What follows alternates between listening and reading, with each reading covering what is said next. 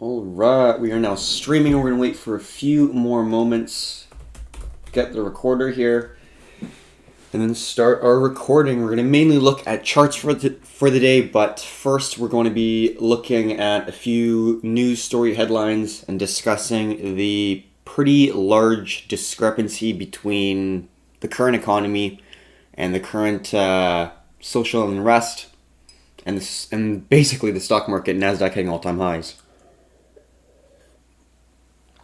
All right, so I'm going to get a little bit of water, a little bit of coffee, and then we'll get right to it.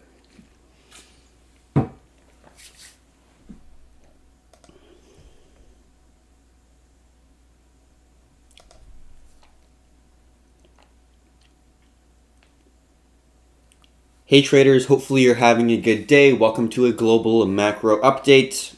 First thing we want to discuss is this news story headline: WHO reports largest single day increase in COVID cases yet today. These NASDAQ hit all-time highs. It broke the all-time high, and now we're really soaring in the skies here and not really caring what the social unrest and the increase in COVID cases are doing to the overall economy and population.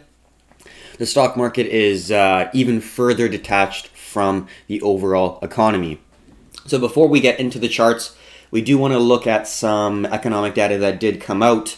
GBP, the currency, did have a little bit of a bump up. It had a pretty big dump down after they said that they were going to print more of their currency and devalue it a little bit more. A little bit odd because Europe and the euro did the same thing. They said that they're going to try to stimulate the economy more, and then the euro actually strengthened and gained and appreciated over a lot of other currencies. But then if you're looking at GBP, they basically came out and said the same thing, and it plummeted and fell quite a bit. So it's a little bit, you got to look at the price action rather than the news for sure, especially in this market.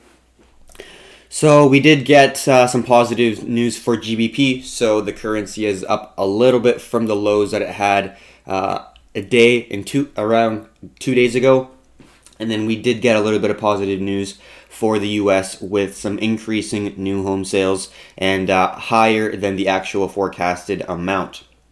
Like I said before, the GDP for this upcoming Thursday is going to be pretty important. They do forecast it as a contraction of -5%, as the same as the previous, but we will see on Thursday. Initial job loss claims has not really impacted the market that much, if at all. So the main thing we're going to be looking at is the GDP numbers for the US, and then we got a little bit of interest rate decisions.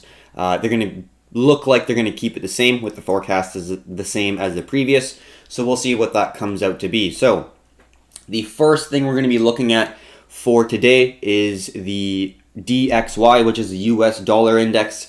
It's comprised mainly of the euro, so this is somewhat inverse euro USD for the most part. There's also GBP, there is also other major and minor currencies, but a large percentage of it is going to be the euro. So when we are looking at it from the monthly time frame, conducting our top-down analysis, we first see that we do have these nice bottoms here where we have a symmetrical triangle. You got to push up, a pullback validating the previous resistance as a new level of support, and then you get a strong impulsive move to the upside. And you also see the same thing occur. And then this was the basically dot-com boom right there, where the dollar strengthened, and then you get the bust. And then this was 2014, 2015, and then around 2008, there was a huge sell-off right here in the US dollar. But overall, we're going to discuss what's currently happening right now, not really discussing too much in the past, trying to make these videos a little bit shorter. So what do we see right now? Let's get our snip and discuss what we currently see within the market. So let's go like this and also change it to white so we are able to see a little bit more clear. So first off, the main key horizontal levels that we're going to be looking at is around the 120 range, the 102, 103 range, and then we also have two mid ranges at 93 and 88 or 89, and then our main level of support at around 80. And these are going to be the horizontal zones that we're going to be looking at in terms of the large time frames. But for trend lines, we got a series of lower highs. This is a high, lower high, and then you got a lower high with a long wick to the upside, with it really rejecting right back down. A lot of sell pressure around that zone, indicating a yet again lower high that we are respecting. On the upside, we do see that there are higher lows, so we are getting a squeeze in price. We see our first anchor point, which is where the trend line starts and initiates, and then you get a higher low, higher low. You have 3 higher lows. In my opinion, once you have 2 higher lows, you can then add a potential trend line. You don't verify it, and you're not able to use it as a valid trend line until you get the third touch. Once you get a third touch, we use either A or B touches in order to validate our trend lines. If you'd like to know more, you can look at previous videos, and then once you see that third touch, then we can say, yes, this is a valid trend line that we can use within our structure. So what do we see when we add them together? We see a descending zone connecting the lower highs, and we see an ascending zone connect the higher lows, and we see a nice squeeze that's occurring within the US dollar index on a monthly chart. This is a large time scale, so obviously there's a lot that could occur before we actually get to the apex, which is at the very end of the funnel. Obviously, with a descending and ascending zone, there is an end, there is a center. You have to either exit either to the upside or to the downside.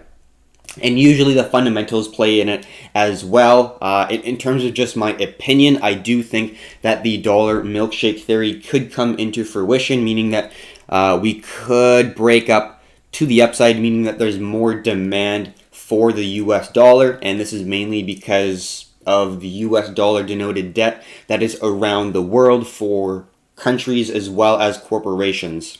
And there's a lot of debt, they need to pay it back, and if the US dollar increases in value, people are going to pay back that debt quicker because it incurs interest, and if they are not living in the United States and using US dollars normally, then their native currency is most likely going down unless they are living in Japan. Basically, if there is a major risk off sentiment, and if there is something like we had in March, if there is a lot of worry, fear, uncertainty in the markets, US dollar and Japanese yen will appreciate and be relatively stronger compared to almost every other currency that is in circulation in the world, basically. So if there is uncertainty, that debt is going to increase for people who are not living in the United States, which then creates a possible outcome in which the dollar milkshake theory could come into fruition. So in a world of uncertainty, that could be the outcome. In a world of steady increases, stock market increasing, everything's fine and dandy, then you could see dollar weakness continue, and then there won't really be any worry of paying back debts, and there won't really be much demand for the US dollar, and people probably borrow more, because if you're borrowing something that is devaluing in value, you don't have to pay back as much in your native currency. So we'll now go into the smaller time frames. We've discussed the large time frame squeeze that's occurring, and we're now going to go into the daily chart, and we can see this is a sneak. Actually, we should go to the weekly, probably. We should go one by one. But we can see this huge move to the upside here. That was the liquidation event. That was when the stock market, gold, crypto, oil, almost everything sold off, and the only thing that was really appreciating was the US dollar. Even the Japanese yen was going down compared to the US dollar. Everyone was trying to get into the dollar when there was major uncertainty in the global markets. So that is, in my opinion, an indication that if there is another uncertain time where there's going to be major worry of overall stock market sell-offs globally, you will get a rush into the greenback, which is the US dollar, right? So that's going to be the speculation, and that's going to be the dollar milkshake theory speculation that Brent Johnson is anticipating in order for his trade and his overall thesis to work and be profitable. We'll see how it goes. I'm not much of an investor. I would definitely classify myself as a trader, so I'm more nimble, but that is a global macro possible outcome that I think could be a play and could be a good trade idea. But in terms of the weekly, we are still holding our support zone at around 96. We did have a symmetrical triangle squeeze to the downside, which did hit the target that you create from the size of the symmetrical triangle opening. So we are right at a key level of support. We can see if we just take a picture now of the weekly chart, we're now at a major level of support that we're able to hold multiple times all the way at the start of really 2019. We're able to hold these series of supports here, even with the huge sell-off and then the big spike down, big spike up, we were able to hold this strong level of support, and now it looks like we're at this zone again. Doesn't mean that it's going to hold forever, but if we do break this zone, that's going to be a pretty significant level because we haven't really seen the price go beyond this zone and hold on the weekly chart since really the start of 2019, which has been quite a long time. So if it does go down that zone, that's a pretty important break within the chart structurally speaking. And then the next major zone that we are going to be looking at is around the $93 zone, and that's going to be in confluence with the higher lows that we're seeing on the monthly chart. So there is a confluence between a horizontal zone and an ascending zone, creating a key level of demand where we're going to get some level of reaction if the price gets to that zone. And just a firm reminder, major levels where there's going to be a lot of intersections not only repel the price, but they also bring the price closer to the zone, because if we're right next to it, if you're a buyer, why would you put a buy entry a little bit further up when you know that the zone is going to be just a little bit further down, and you can reduce your risk and increase your position size, get that risk reward higher? It just makes more sense. So they also attract the price in theory as well, if you look at it from kind of a trading perspective and a trading standpoint. So that's going to be the main zone that we're going to be looking for, which means that there's going to be a possible continuation of momentum from the break of the support, if it does hold, into the key level of demand, which is going to be, in terms of the overall market, a risk on environment. Stocks and crypto and gold and silver are probably going to be doing pretty well because they're all pegged and paired, not pegged, they're all paired with the US dollar. And if one thing is absolutely stable and another thing is going down, the thing that is stable is going to increase in the units of whatever currency you're valuing at, which is the US dollar. And if that's going down, everything is going to be going up in relative to this going down. In theory, if we do get the dollar milkshake theory and the US dollar increases in value, it's going to be harder for things like gold, crypto, stocks to go up in value, although that's the opposite way, because of the fact that there's opposing forces where the other side of the pair is also going up. So it has to go up greater than the US dollar. And it's not like currencies are absolutely stable. Obviously, they're not nearly as volatile as stocks, crypto especially, but they still do move in value. Like the move that we had in the DXY from the high of the triangle, if we do zoom into a smaller time frame, we can see that a little bit more clearly. And let's just draw in this squeeze that occurred right here. And then we do see a series of lower highs as well. You know, from the break of the squeeze, we got our move around 2.4%. That doesn't seem like a tremendous amount, but that's not a significant move. But if we look at some big moves that occurred here, 7.7, that's a large move in currencies, and sometimes they can move over 10%, right? So you definitely got to look and understand and try to understand what's happening on the other side of the trade. If you are trading BTC, gold, silver, whatever you are trading, if it's paired with the US dollar, even equities, I think it is pretty important to understand what is happening on the US dollar. So we got a massive slam down. We did get a bull rally, and we are getting a pretty significant move back down, continuing the momentum to the downside, retesting this strong level of support at around 96.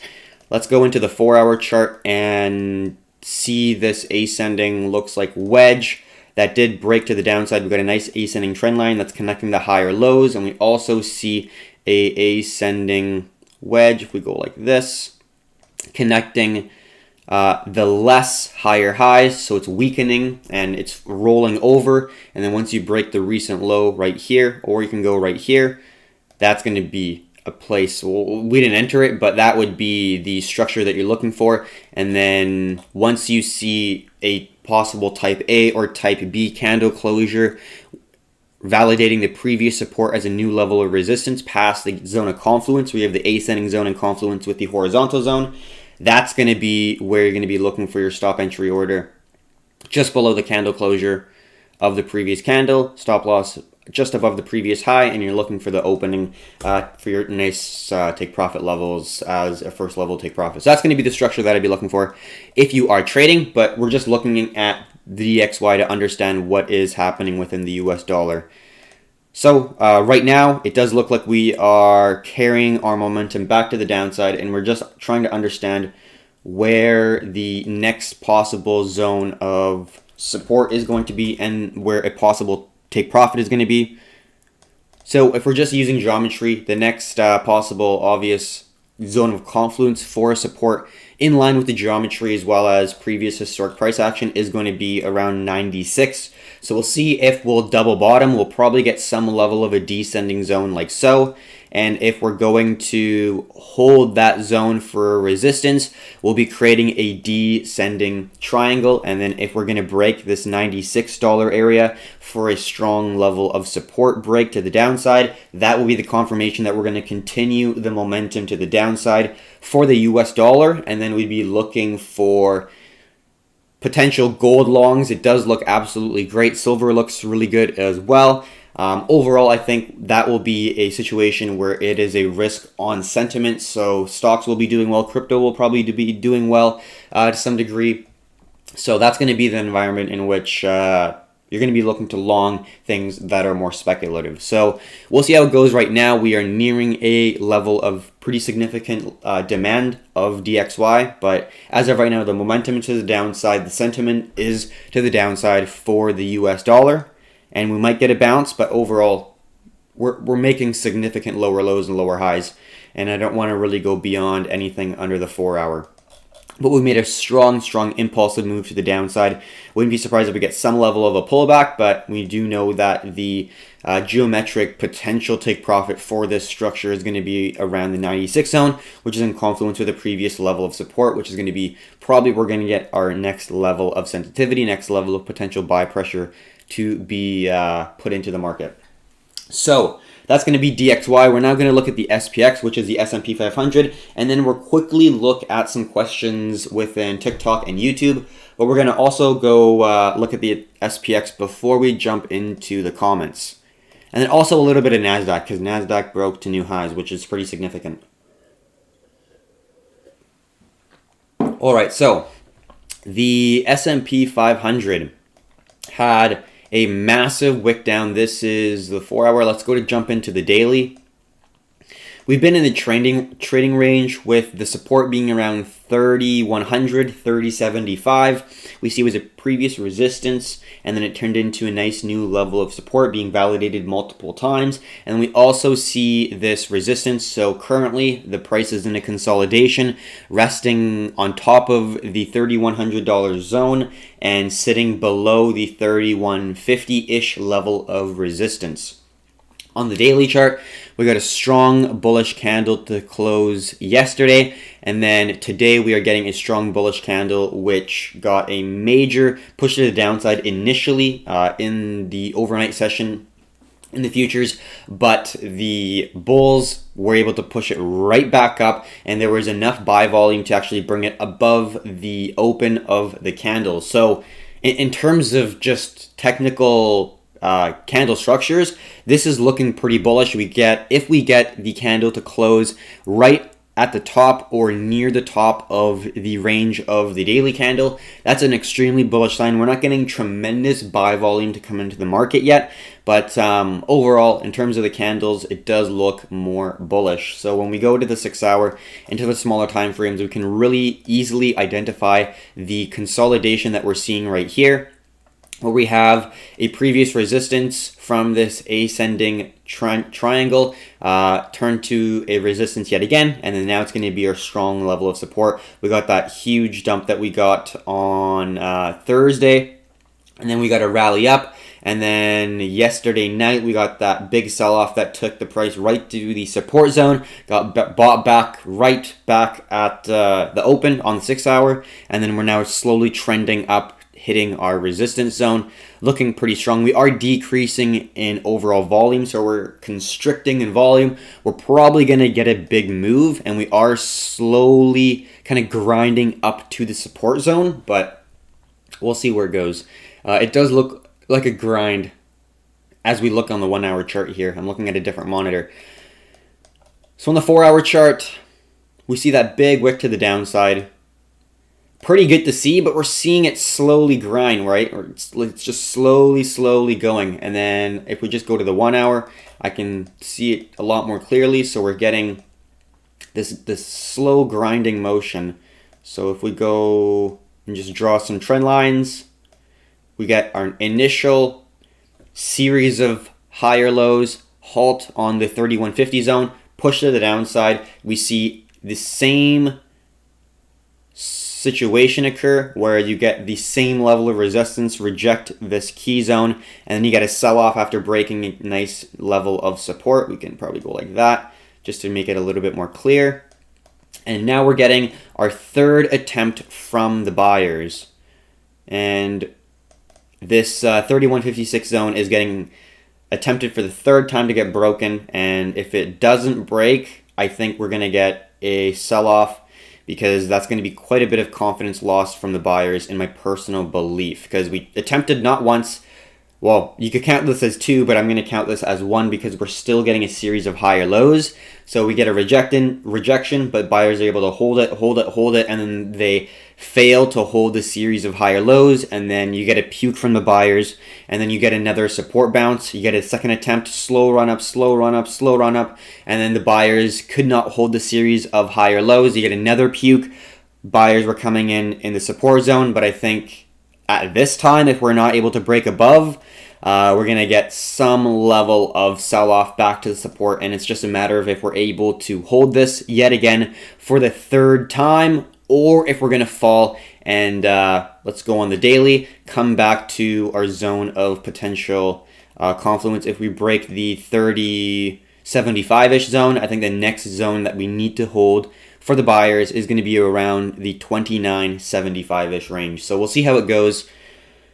This last push is pretty important for the buyers if we're going to break it or not, because if we don't break it, I think 3 times failing to break a high is a lot of sell pressure that is going to get taken out of the market.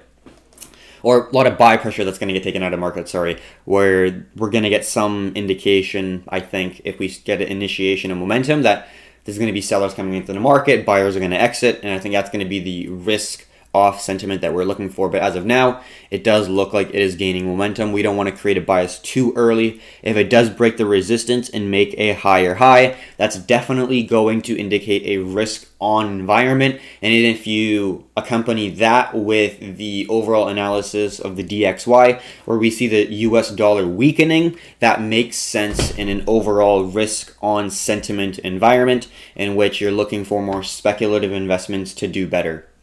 All right, so we're now going to go into the questions here. So we're going to do timestamps as well, but we're going to quickly look at the TikTok and YouTube questions, and then we're going to jump into some of the other indexes that we normally look at, like the Russell 2000, the VIX. We're going to look at oil, bonds, and crypto, but let's first look at a few questions.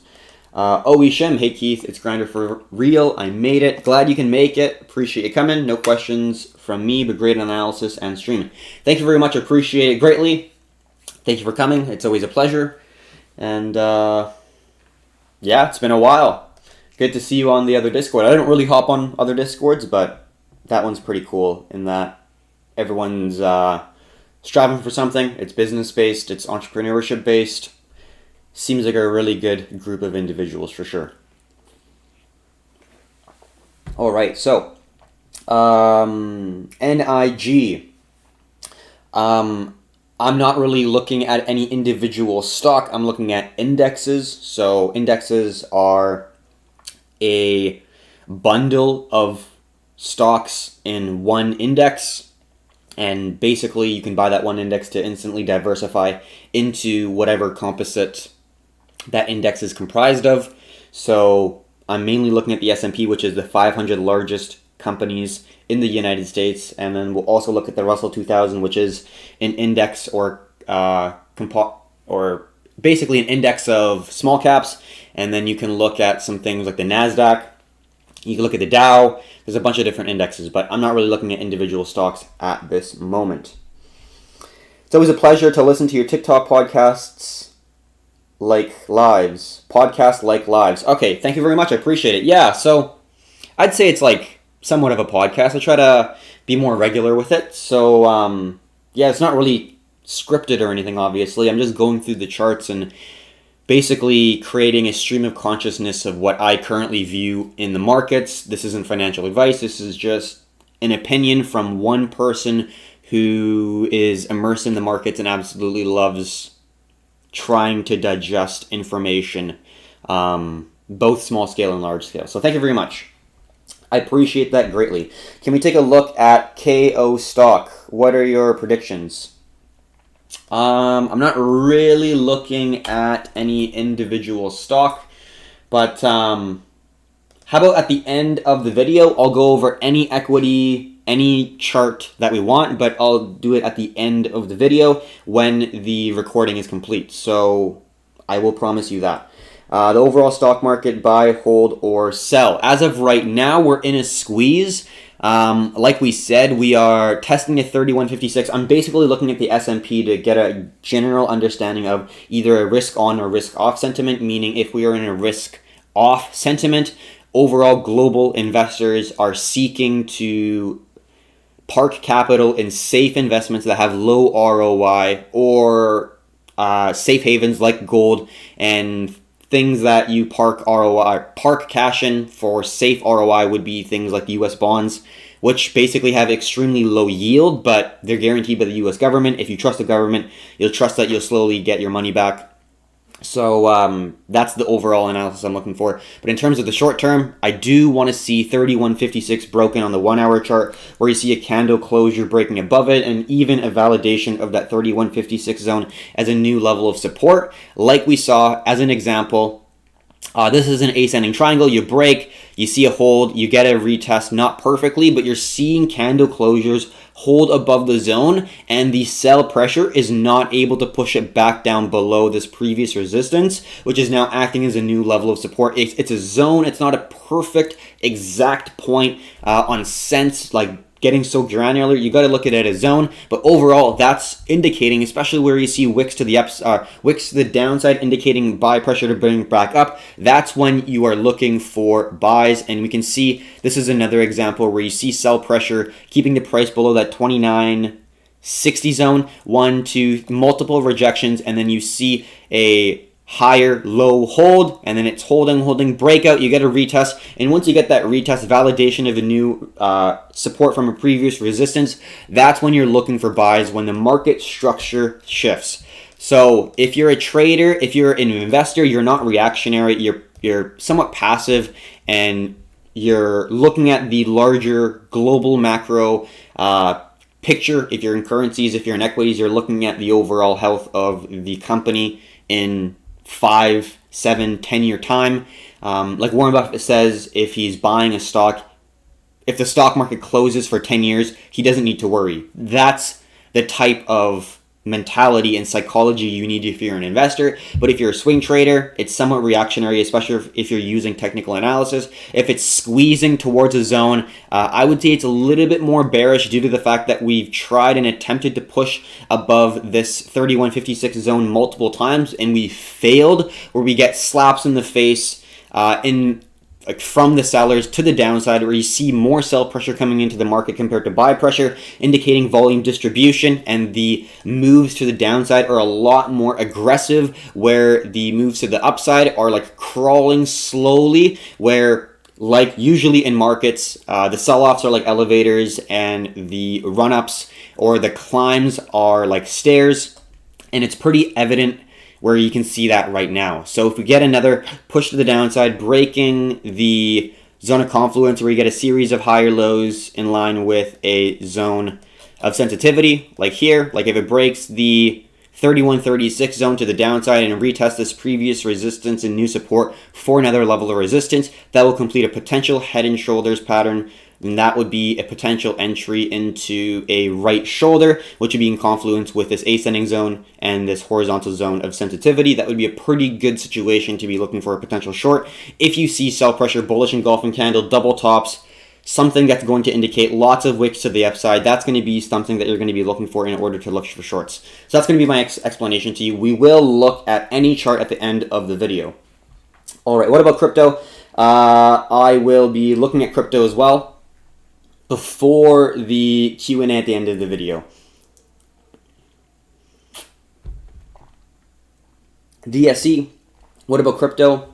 Yeah, so I'd say it's range bound right now. We did break out of the descending wedge with a target of like 9,900. That's going to be a major level of supply that I think the price is really going to hesitate to go above. And then if it does go beyond that, we got 10.2 and 10.5 as key levels of resistance as well. So I think the path of least resistance for crypto is going to be to the downside to the short term, but it is positively correlated with the traditional assets like the Russell 2000, the S&P, and Dow Jones, which are risk-on assets. So if the general market does take a tumble, crypto will probably take a tumble as well, which means that you can get crypto in for a better price. I think I'm extremely bullish for BTC in the long term, but in the short term, I would be hesitant to be extremely bullish as of now because we're range bound. I would be looking for some sort of major momentum, breaking either the $8,500 zone for a key level of support, looking for continuation patterns to the downside shorting, or you would really need to see a candle closure hold above the 10.2 at the 10.5 zone on the daily chart and see some sort of small term continuation pattern before you look to long if you are looking for upside potential. So that's going to be my answer, but we will get into it a little bit later in the video. What's up, you long BTC? Investment-wise, yes. In terms of trading, no. I'm just sitting out right now until I see more momentum coming into the market. What are your predictions for the rest of the year for crypto market? So I will talk about crypto a little bit later. I don't want to get too into it. I do have some more equities, indexes mainly, and then I'm going to get into oil as well as bonds before we get into crypto. So I will answer that question when we do get into the crypto market side of things, which is a little bit later in the video. All right. Hopefully I'm not talking too fast. I know I do talk pretty quickly overall, but that was the analysis for the S&P 500. We're now going to get into the NASDAQ, which has made all-time highs. And let's go to the 2-day chart. We can see that was the previous high before the COVID crisis, which was around 9,700. And now we're at 10.2.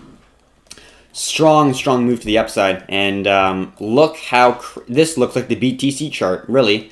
Looking back from 2017 in terms of how bullish it is. Pretty crazy. So a lot of the large companies that are in the NASDAQ are going to be in the S&P 500 too. So this is like the best performers of the S&P 500 in the NASDAQ index. And let's go into a smaller time frame to actually see how it broke out. So we got a big gap up. This was the previous resistance right here. Would not be surprised if we get some level of pullback to retest this zone. But as long as we're sticking above this 10.1-ish K zone, I think that it's overall pretty bullish because the NASDAQ is basically the index that has been appreciating greater than almost any other index. Even the small caps, Russell 2000 hasn't even been close to what the NASDAQ has done. So this is the place to be if you are a bull in the United States. It has all the major tech companies. And it's been a lot more bullish compared to Dow, S&P, and really any other index. So it's doing pretty well, and overall it looks like it's in a risk-on sentiment move. We could get a pullback, but overall with the dollar going down, decreasing in strength, and the stock market going up, increasing in value, It's definitely an overall risk on sentiment right now. But you got to be careful for sure. S&P is still at a pivotal point. I value the S&P's price action in terms of the overall sentiment of risk on, risk off compared to the NASDAQ. NASDAQ is just an overall understanding of where the larger market cap companies are in the S&P, from my view, but then the sentiment is going to be indicated more in the S&P compared to the NASDAQ. And then the Russell 2000 is just a good understanding of more speculative small cap companies. VIX is looking like it could break the support. If it does break the support and dwindle back down, we can see, let's get our bar pattern. So we can see when it breaks levels of support, it just slowly fades off. So if it does that, that's overall a risk on sentiment. If there's decreasing volatility, there we go. When there's decreasing volatility in the markets, if we get something like this, we're probably going to get the stock market to slowly climb back up. We're probably going to be breaking the resistance, of the S&P, moving to the upside, decreasing in volatility like so. And we've seen that happen many times in the past in the VIX, obviously, where you get a massive spike and then you get a slow consolidation back to around the $10, $11 range that we've seen hold for a while, which would not be surprising as long as the stock market remains somewhat stable and we don't really see crazy moves to the downside just yet, because the VIX really only moves and spikes to the upside when you see drops in market price. Usually the VIX doesn't go up when stock prices go up. Usually it's only when it goes down. So when the VIX is going down, when we're seeing decreasing volatility, it's a risk on sentiment. It's where you want to be more bullish in things like stock markets and risk on instruments overall. So we'll see where it goes. I think the highest probable situation as of right now is going to be that sell-off that we did see like so. And if we see something different, obviously we can act on it. If it does hold this support, that's great. But as of right now, it does look like this is going to be potentially the path of least resistance and the potential for the VIX, which would be that it's more bullish for the stock market overall.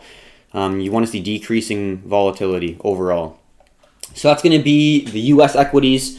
We're now going to go into the global indexes. Going to be looking at them really, really quickly. Not going to be diving into in great detail, but UK equities actually did better. The overall currency has done better. It puked and went to the downside quite a bit, but now we are seeing the price make a higher high and hold higher lows. So overall, it is looking like it's going to the upside, which is pretty good. Risk on.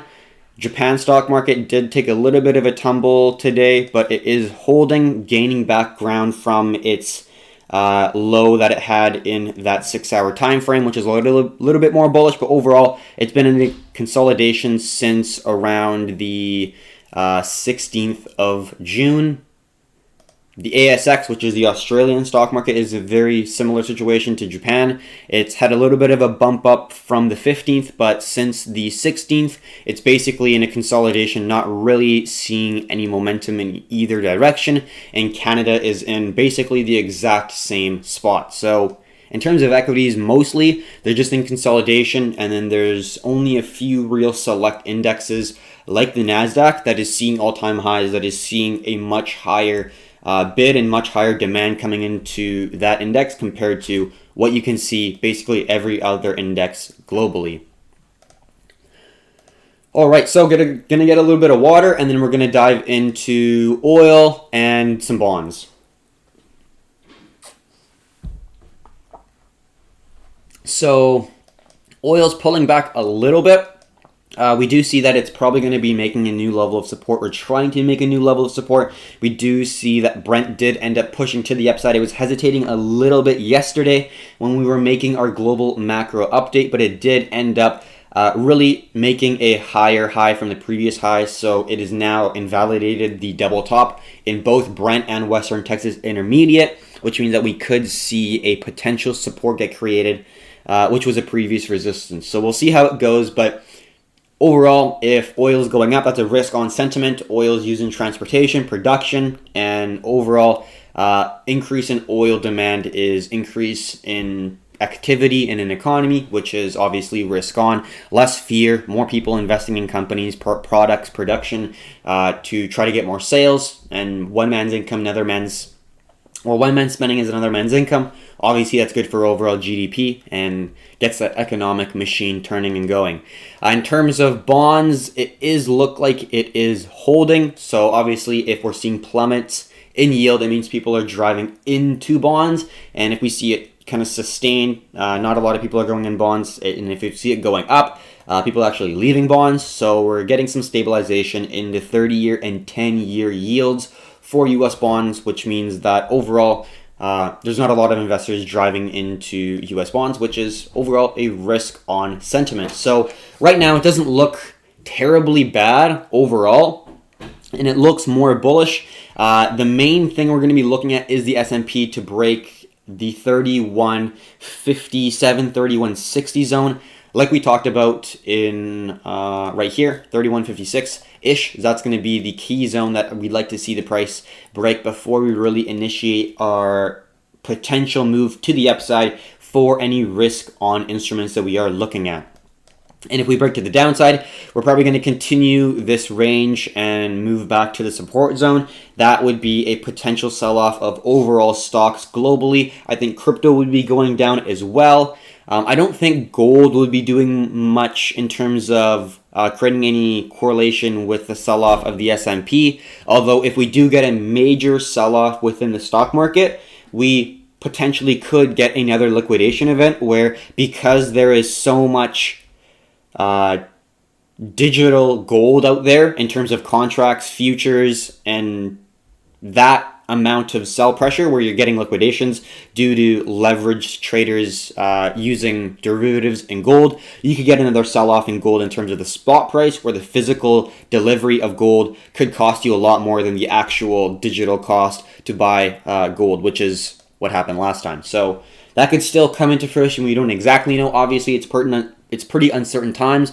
But in terms of the overall structure of gold, which we'll get into right now, it does look better because it did break out of its consolidation and form a higher high. It's squeezed, forming an ascending symmetrical triangle.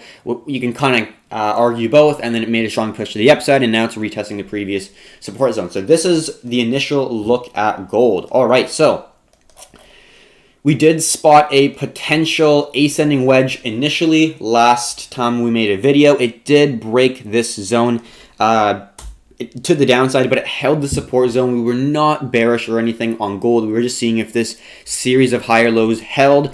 It did actually hold. It didn't really validate and hold this support zone, but if we go and change the structure a little bit more, and we can still see the wick low of this low is lower than the wick low of the higher low. And then the low of the previous low is still lower than that low. So overall, when we're making higher lows, and we broke a key structural level of resistance, which was that 1760 zone. We see 1, 2, 3, 4 rejections, which is an extremely valid zone for an ascending triangle formation. And the series of higher lows is still valid. So I think this is a very solid breakout of an ascending triangle. If we do get a pullback, we would be looking to see less sell volume coming into the market compared to the buy volume, bringing the price above this major structural zone. But overall, gold does look bullish. In terms of potential next levels of resistances, we would be looking at that $1,790 to $1,800 zone for a key level of supply.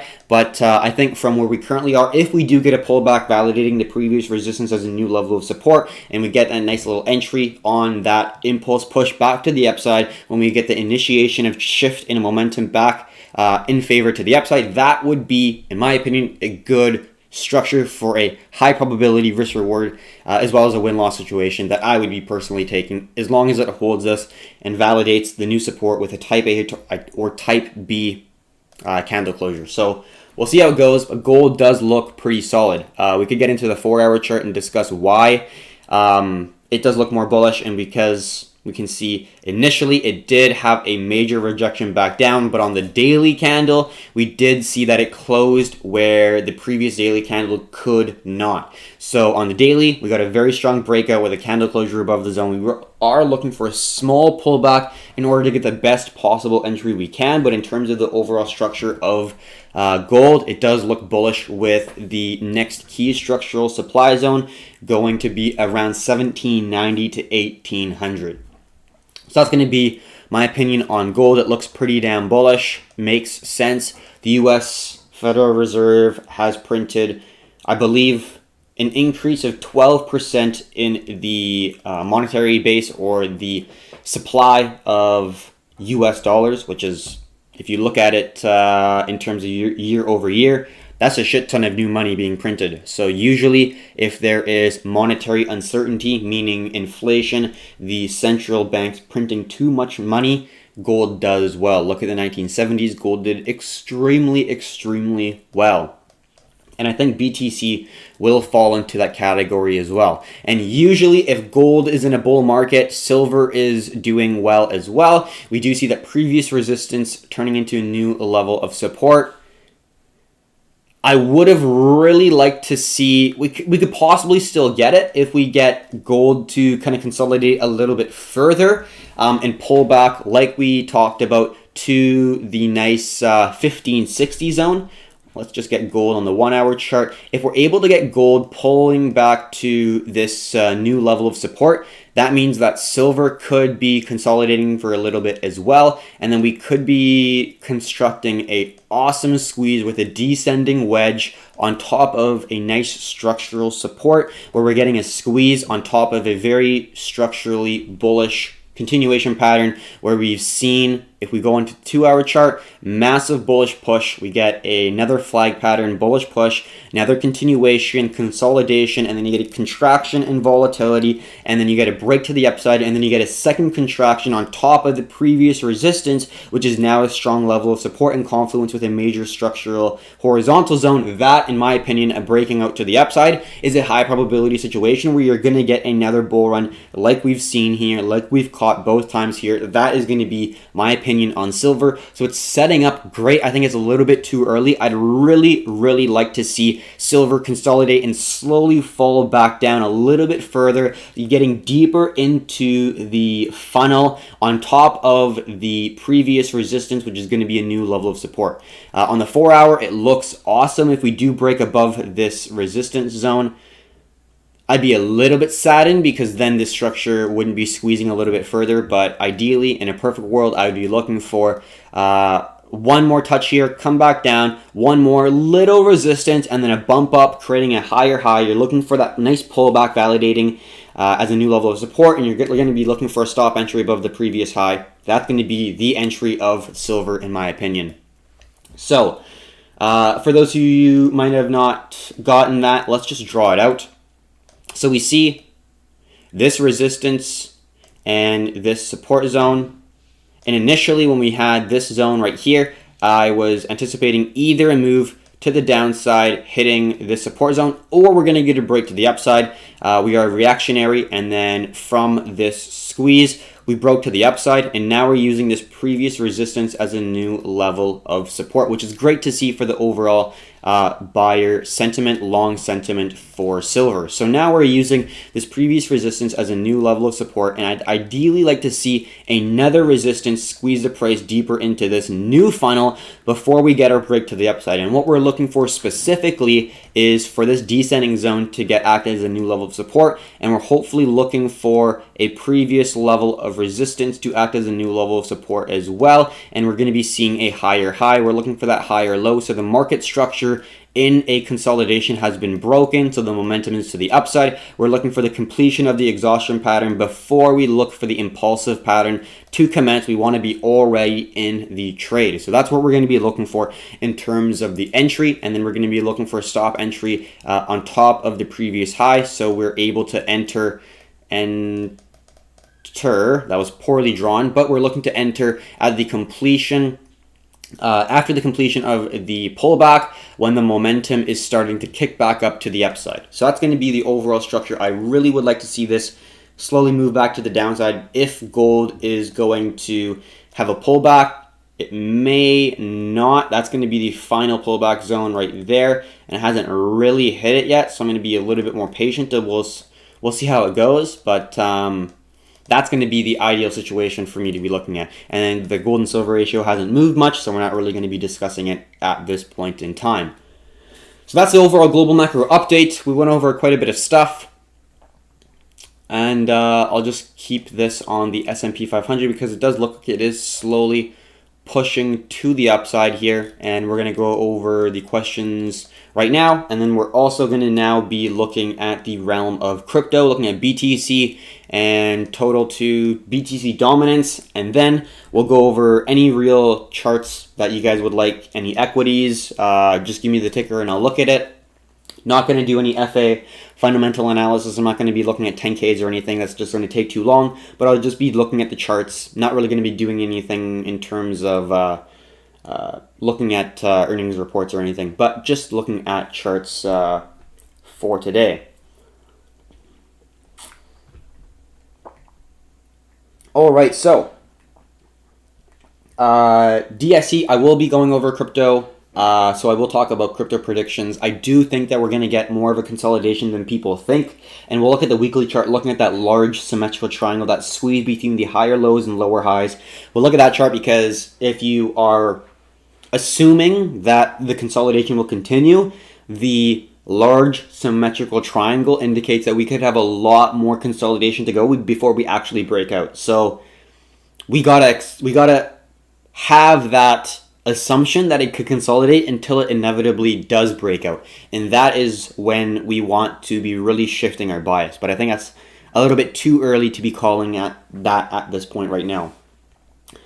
Are you a trader? Because you look like one. I definitely am. Any good stocks to trade before market closes? So I am not trading equities. I do sometimes trade indexes, but I do not trade single equities. I personally do not like equities due to the fact that the gaps are pretty aggressive. You cannot manage risk. Let's say you want to risk exactly, let's say $1,000, $100, $50, $10, whatever it is, right? You can't set a specific stop loss. In futures, as long as you're not holding over the weekend, you can. In crypto, you can do it anytime, unless you're setting it too tight where you're going to get skipped because of slippage. But overall, you can manage risk extremely well when you're trading in FX, futures, crypto, because the markets trade 24/5 or 24/7 in terms of crypto. So the markets are able to provide liquidity at a certain price anytime when the market is open, and you're looking to have the market open for as long as you can to provide that liquidity. Versus a stock market where it's open only 6.5 hours a day, and the stock could go down 10% overnight, and the next morning you wake up and you're down way more than you ever thought you would be, just because you can't have any liquidity. You can't sell during closed hours. So you cannot manage risk properly. You can't, I can argue that it's impossible because you don't have liquidity when the stock market is closed. Whereas I always have liquidity when I'm trading futures, contracts for differences, CFDs are called, or Forex, or crypto. And that's mainly why I like sticking to things that are 24/5 or 24/7. Are you married? No, but I am planning to be. I have a long-term girlfriend and we're very happy, so there are plans. Fed policies are inflationary, can't keep printing money. Yes, I agree that over the long term, obviously the increase in money supply is extremely inflationary for sure, but there are some major deflationary pressures that are putting pressure on a lot of economies, not just the United States. But let's just look at, for example, the United States and Japan as two examples. So the argument is the central bank is printing a lot of currency. They're printing a shit ton. So there must be inflation, like we saw in Venezuela, Zimbabwe, the Weimar Republic, in Germany. It happens over and over and over. In France, everywhere, right? It's inevitable for fiat currencies because human beings always want to kick the can down the road and have their presidency or their term be better than the previous presidents or solid. And the way to do that is to print value. It's great when you can print value because it brings prosperity today and takes away future prosperity. But as long as you're kicking the can down the road, all is good. And no one wants to face the facts of, holy shit, there's too much debt, we can never pay it back. Literally, dollar is debt. US dollars is debt. There's no value from it. So they're just kicking the can down the road. So it is extremely inflationary. But in the short term, before I get into the short term, yes, the US dollar will inevitably fail, for sure. Probably in our lifetimes. If you're in your 20s, I am in my mid-20s, the US dollar will inevitably fail in our lifetimes, in my opinion. But before that, there are some major deflationary pressures put on the US dollar. For one, there is the demographics of the baby boomer generation, and they're going to have a very different spending habit compared to someone who is in their peak earning career in their 40s, early 50s, late 30s, who is spending more, buying the nicest vehicle, buying their dream house, purchasing nicer clothing, all that stuff, which is inherently inflationary. Whereas if you have a retired generation who is exceedingly getting older and the overall length of an average life is getting longer, so they don't know how long they're going to live, they're going to save because medical bills cost money. They don't know how long they're going to live. Right now, people live like 80, 90, 100 years, where they were saving for a 70, 80-year lifespan. So that's 20 more years of expenses that they need to pay for. And if they're not working, they got to live off what they got. So they're going to save. Their spending habits are going to change. That is inherently deflationary. There's less demand. People are going to save. Velocity drops. That's one side of it, is just demographics. Another thing is the velocity that we talked about. Savers decrease velocity. They're going to keep more currency in their bank accounts, not going to be transacting as much to buy goods and services. The velocity is another thing. That's just the rate at which currency is transacted within an economy. If that decreases, that is inherently deflationary. And with the COVID lockdown happening, this is inherently going to decrease the level of activity within an economy. Yes, there are purchases on Amazon, there are purchases online and whatnot, but overall, are you purchasing as much stuff? Are you going and shopping and being a good consumer, going to malls and stuff? Not as much. That is inflation, or that is deflationary, because it is decreasing the velocity of that currency. So that's going to raise the value or strength of the US dollar. So there are opposing battles. The inflationary side, yes, there's a lot of money printing, but the deflationary side, the demographics, as well as the decrease in velocity. One thing to touch on is Japan, because they have had more money printing than the US in terms of percentage to GDP and the balance sheet of the government versus the market cap of the stock market. And many other ratios, Japan has printed much more in terms of currency compared to the United States. But since the asset bubble burst in 1989, Japan had a major asset bubble where stocks and equities were absolutely booming through the 80s into 1989, and they had a massive pop. And what did the central bank, the BOJ Bank of Japan, do? They created a tremendous amount of stimulus packages. They had 9 different stimulus packages which tried to stimulate the economy through somewhat less powerful QE. It's not as aggressive, but they did have their somewhat level of QE. They tried to stimulate the economy, and it did not work. The more stimulus they tried to create, the less effect it had within the overall economy. And they've had a deflationary spiral since early 1990s and beyond up to this point. They've never hit those 1989 asset bubble highs in terms of the real estate or the stock market. So they've printed more money than America.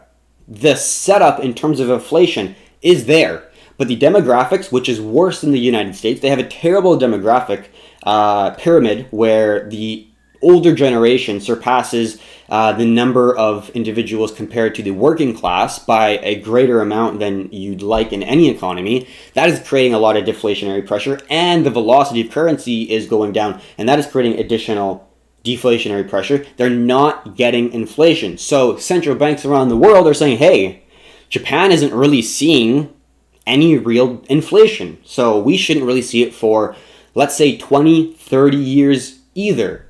And that's dangerous.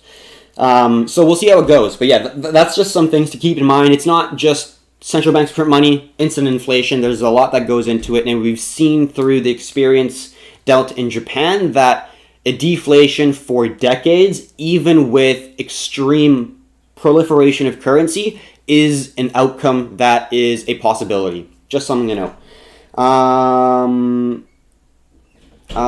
Let's just look here. Are you using Trend Spider? I do not know what that is. Inflation is gonna hit. Dollar will become snowflakes one day.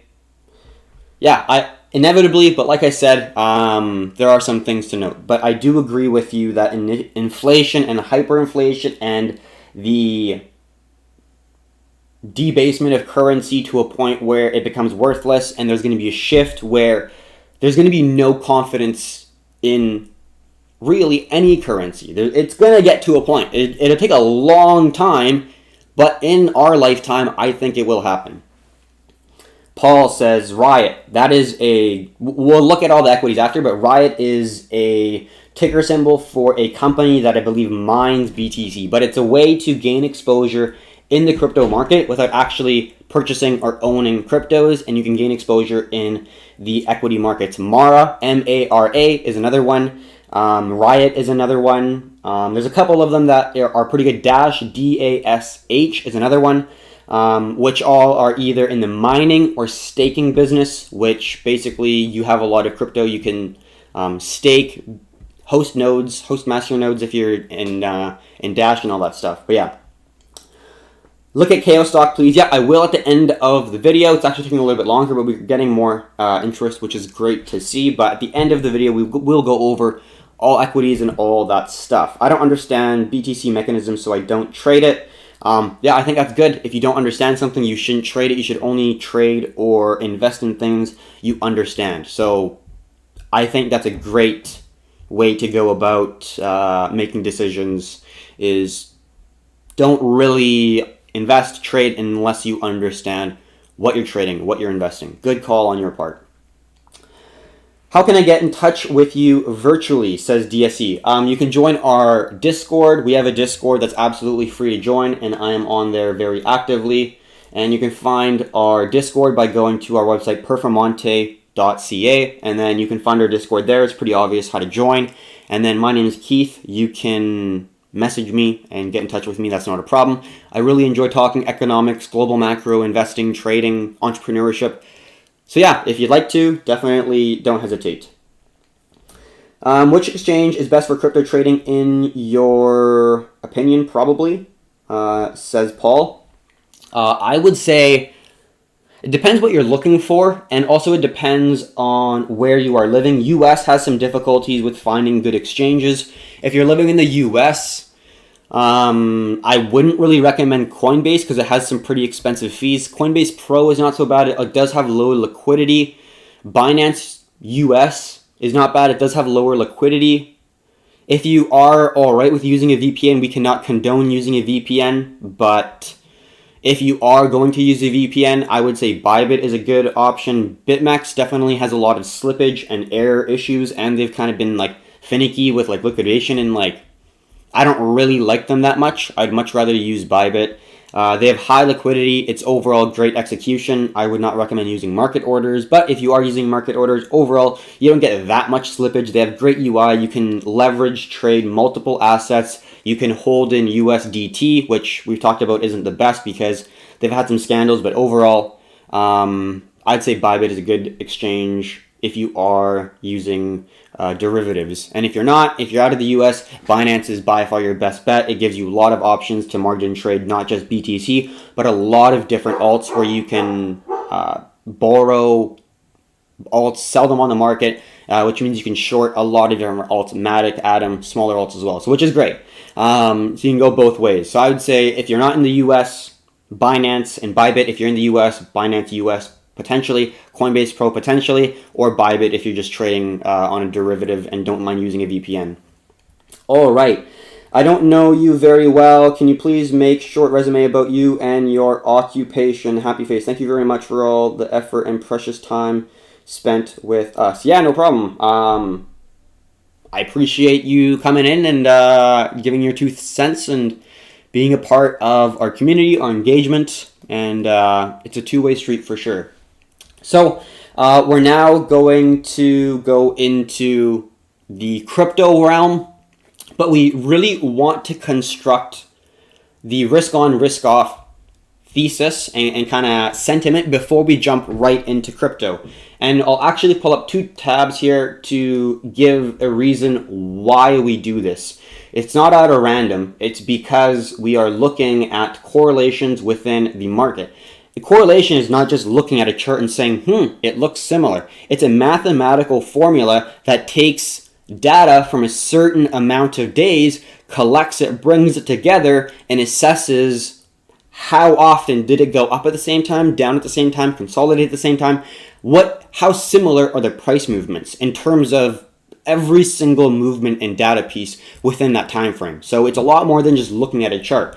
And we can see if we are looking at the overall 90-day correlations between BTC, which is Bitcoin, and the S&P 500, we are dropping in overall positive correlation, but we're still correlated around 0.17 positive correlation. We were at a high of 0.3, which is pretty correlated because the highest correlation you can have is 1, and the negative 1 is the most negative correlation you can have. But overall, BTC is dropping in correlation, but still has positive correlation, although it is dropping pretty aggressively. If we zoom in here, we went from 0.3 and we're dropping pretty quickly into what it looks like to be a point just over 0.2, just under 0.2-ish positive correlation. So we are still positively correlated, so we want to know what the overall traditional markets are doing, which is moving up. So if S&P moves above the 3157 zone, that's going to be pretty bullish. We saw it reject 1, 2, 3 times,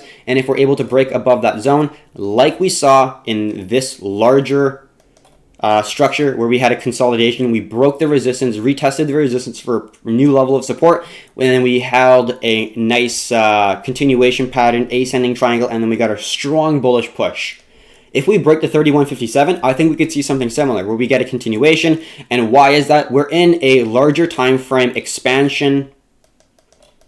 If we just look at the series of higher highs, the higher highs are getting higher and higher, and the lows are getting less so. But we just hit our low, and the next potential target is going to be that higher high. And in terms of the risk on, risk off, NASDAQ hit an all-time high. Bonds are stabilizing. Oil's retesting the new level of resistance as a new level of support. Overall, it looks more bullish. In my personal belief, USD is absolutely plummeting. Like we talked about, US dollar is absolutely plummeting. So in that context, we're now going to switch this quickly to the 1-hour chart.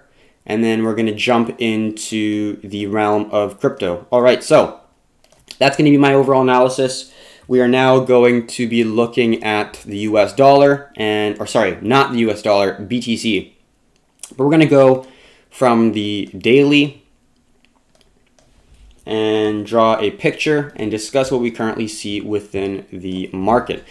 So let's first talk about the volume. We're not seeing much volume. We did see a large bullish candle appear yesterday, which was able to push the price out of its descending wedge right here. So it's in a bullish breakout, and the anticipated target is going to be around 9,900, which is right here, which is in confluence with our previous resistance levels we've seen in the past. We see it reject here as well, and then the major zone is around 10.4 and 10.2. But overall, we know that there's a shit ton, in other words, a lot of sell pressure at this zone. So yes, we did break out of a descending wedge, which is inherently bullish. We're making strong pushes to the upside. Overall sentiment is bullish, so overall looking good. But I will be looking to basically have the next key level of supply here, meaning if I am long, if you're long, I'm going to be looking at this zone to basically close longs and reassess the market, because at this point, I do not know if it's going to go further. There's a lot of heavy resistance at this zone in terms of the daily chart and the weekly chart.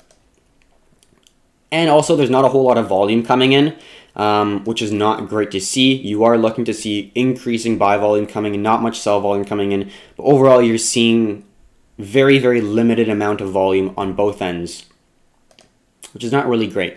We are just seeing a consolidation overall. And if we are zooming into a smaller time frame like the 4 hour, we do see that descending wedge a little bit more clear. We are using that previous resistance as a new level of support, like we talked exactly on our previous video, and it's looking pretty good. If you are looking for a potential trade possibility, I think if you are looking for bullish potential, if you have a stop loss below that zone, and if you're looking for a take profit around 9,900, continuing the momentum to the upside would be a decent opportunity, and you get a 2.3-ish risk reward trade, which is not too bad.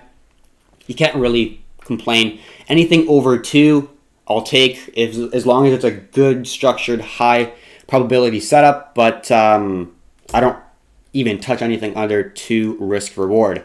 It's just not something I'd rather do. So that's going to be the 4 hour chart. It's looking pretty good. Basically, moving towards the upside, continuation pattern. You're looking for the lows, and the $9,900 zone is going to be the next key level for the resistance for the price to hit. I don't know if it's going to go beyond that zone. I don't expect it to, because we have such a strong level of resistance. And as of right now, I'm just waiting to see the price hit that zone, and then I'll reassess the market. I do not know if it's going to break that zone. I could not tell you. I do not think it will, but obviously the market can be deceiving. It can be random at times. It can be out of the ordinary, so we don't know what's going to happen. We're just expecting in the short term for the price to continue towards the upside around the $9,900 zone. For me, that's basically what I'm going to be looking at. Not really going to be diving into a smaller time frame. We take a look at the 1 hour here. Got a nice support. We do see a previous resistance right here. It was acting as a new level of support, and then we made a higher low. We made a low, higher low, previous resistance, new level of support. Really good to see. And then we're holding the nice level of resistance here. So we could see a potential series of higher lows, which would be obviously a ascending triangle pattern, and you're looking for a potential break at around 97 if you are looking for a potential long entry with a retest. So you're looking for, let's just get our arrow and this.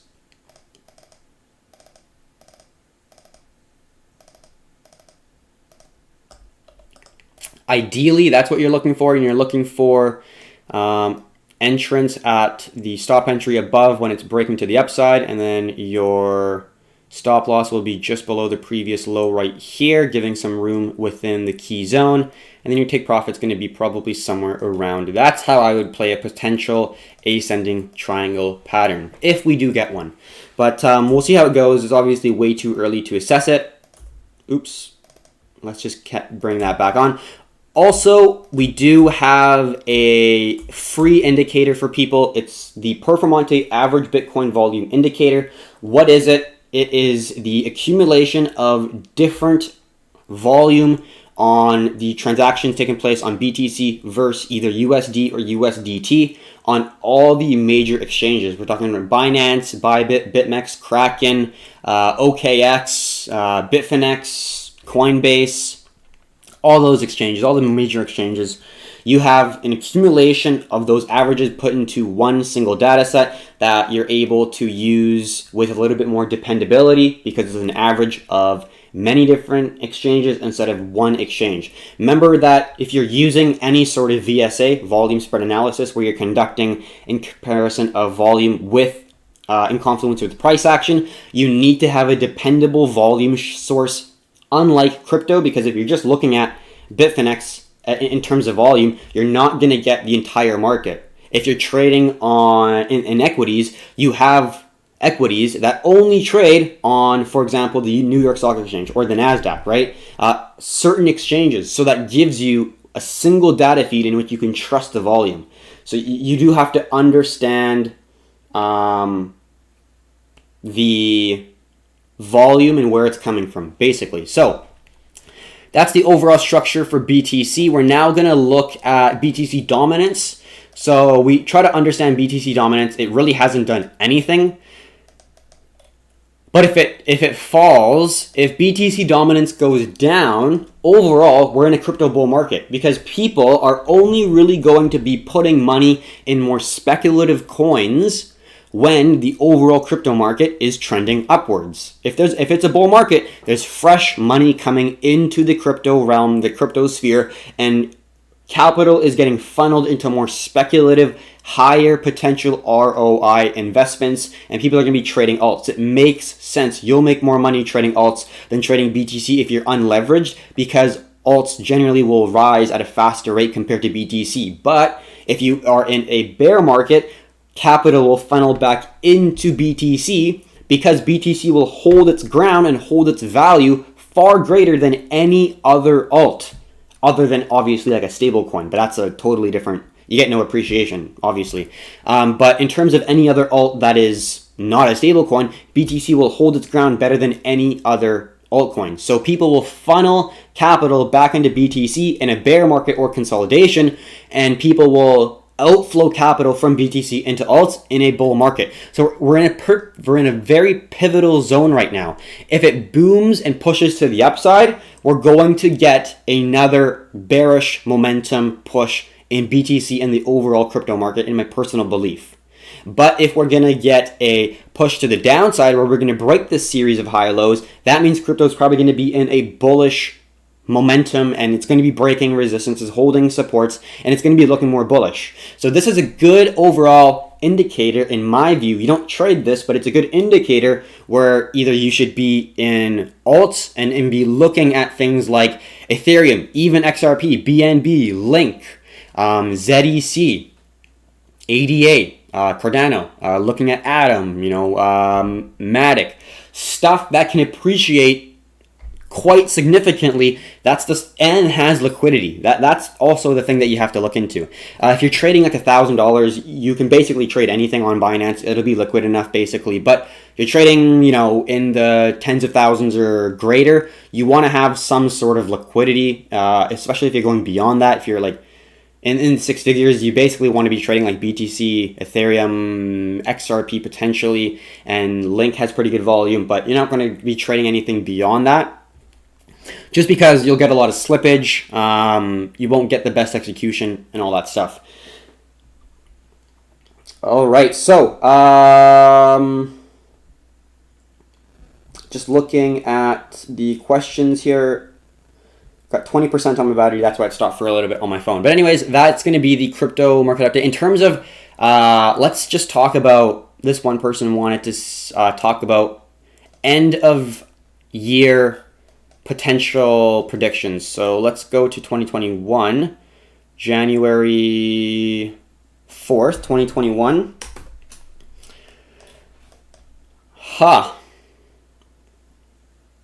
I don't know if it's going to break, let's say, 11.5K. I don't know if it will. I think around 10.1. Where we are right now, I would have to say. We'll see how it goes. If it does break to the upside, we're going to get a pretty big push. I'm just thinking of maybe 12 if we're going to consolidate. I would say end of 2020, we might be at like 10.5 or 11K. Maybe consolidate, drop a little bit, boom, consolidate, super tight consolidation, and then 2021 will start trending up. Yeah, I think that might be the case. I could be completely wrong, but in terms of the potential for 2020 price predictions, I would say we're not going to go exponential just yet, because I just don't think we're going to get the start of 2017, that kind of move, until 2021. So if we are looking at the previous 2017 move that occurred, like this, I do not think we're going to get something like this until 2021. But obviously, I do think we're going to get this inevitably.